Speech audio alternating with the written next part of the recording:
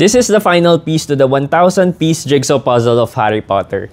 This is Harry Potter jigsaw puzzle produced by 311, and sa puzzle na to makikita nyo yung detalye according to the book. Sa middle makikita nyo yung Hogwarts Castle, and on the four corners makikita nyo yung 4 na houses ng Hogwarts. Meron ring mga Easter eggs na makikita nyo sa details nung puzzle na to.